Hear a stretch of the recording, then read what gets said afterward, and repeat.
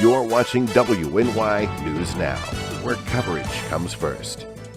Looking for a fair and honest auto mechanic? Look no further than WNY Auto Service. Located at 140 Main Street in Randolph, our family-owned business is ready for all of your automotive needs. From general service to more complex repairs, count on WNY Auto to keep you on the road. We not only keep your cars running smoothly, but also looking great with our expert detailing crew. Send us a message on Facebook or call us today at 716-358-2292 to set up an appointment. WNY Auto Service. Fair, honest, and the best prices guaranteed.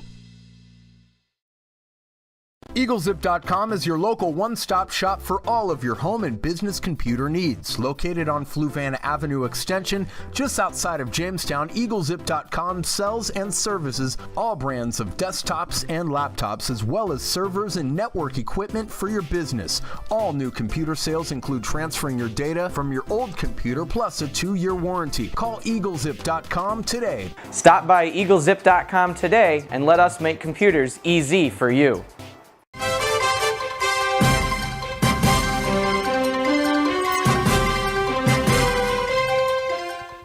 It's election night. Thanks for joining us for WNY News Now. I'm Justin Gould. Throughout the evening, we'll be here to provide you trusted updates for election 2022 results. At the top and bottom of the hour across channel 716 on Roku, WNY News Now's 24-hour streaming network at WNYNewsNow.com, and on our various social media pages. We thank you for joining us. The polls are still open across New York State and specifically here in Western New York. So you still have an hour if you haven't had the chance to vote. If you need to learn where to vote, head on over to votechautauqua.org.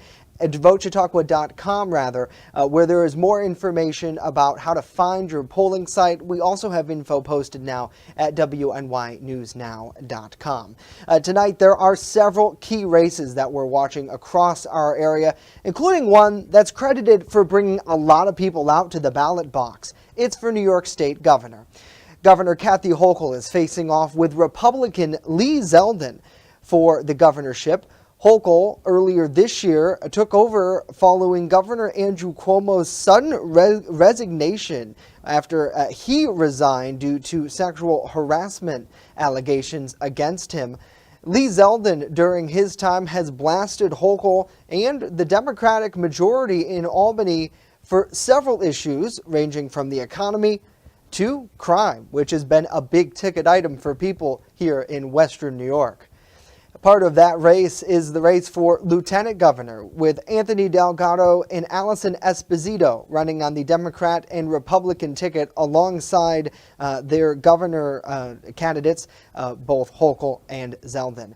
New York State Attorney General also on the ballot statewide this year, with incumbent Attorney General Letitia James facing off against Republican challenger Michael Henry.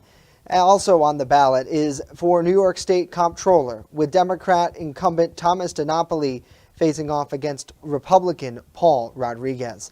Nationally, a couple of races here in our neck of the woods. In U.S. Senate for New York, this is a statewide race. Incumbent Democrat Chuck Schumer facing off against two challengers, an independent and a Republican, Joe Pinion and Diane Sayre. Also here in Western New York, one of the biggest races, which we will have live coverage from tonight, hearing from both candidates in this race, Democrat Max Delapia and Jamestown, Chautauqua County native Republican Nick Langworthy facing off for New York's 23rd congressional district for the House of Representatives. Also, some local races in New York State Senate. Incumbent Republican George Borrello looking to extend his term in Albany against Democrat challenger Daniel Brown, a farmer and town supervisor from Great Valley, New York. Also here in the newly reshaped 150th District, which used to just be all of Chautauqua County, but now includes a part of Erie County as well. For New York State's 150th Assembly District, incumbent Andy Goodell and Democrat challenger Sandra Lewis tonight are facing off for your vote at the ballot box.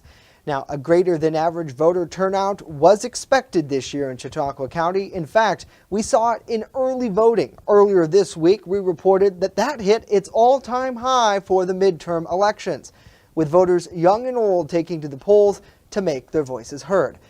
Our Bronson Rasmussen is hearing from some people on the streets of Jamestown. Well, I think as a citizen, it's your obligation to vote. I don't think you can be disgruntled if you don't vote. I mean, you haven't helped make a choice, so. As we heard from some of the people we talked to today, they feel that getting involved in voting at an early age is key. Younger people are the new generation, so this is what we have coming up in the future, so getting them to vote now is definitely what is it, but I could say that a lot of young people don't vote. Many already cast their ballot as part of early voting in Chautauqua County. My family's always voted. My parents used to take us to the polls. I took my children to the polls. I think it's important as a citizen to express your preferences for your candidates. However, not everyone takes part in the process. In fact, a few of the people we polled fell out of the loop. What's the use of going and voting if all they do is put money in their pockets? Bronson Rasmussen, WNY News Now. Now, polls again are open across New York State and here in Chautauqua County for one more hour until 9 o'clock tonight.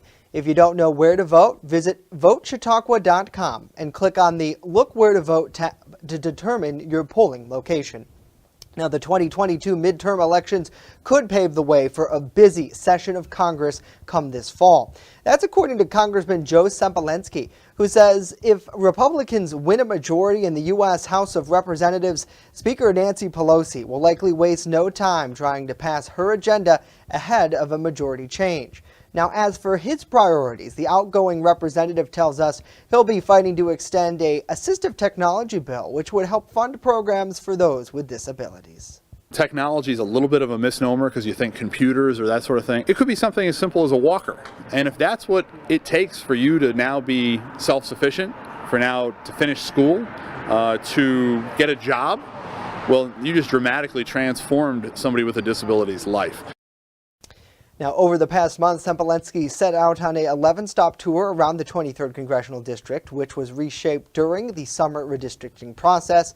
Now, he is not running for re-election tonight, but rather won a special election back in August. And as we mentioned, the candidates in that race this evening, U.S. House of Representatives for the 23rd Congressional District, Democrat Max Delapia and Nick Langworthy, who are facing off. We will have much more coverage throughout the evening right here on WNY News Now. Next update coming up at 8:30.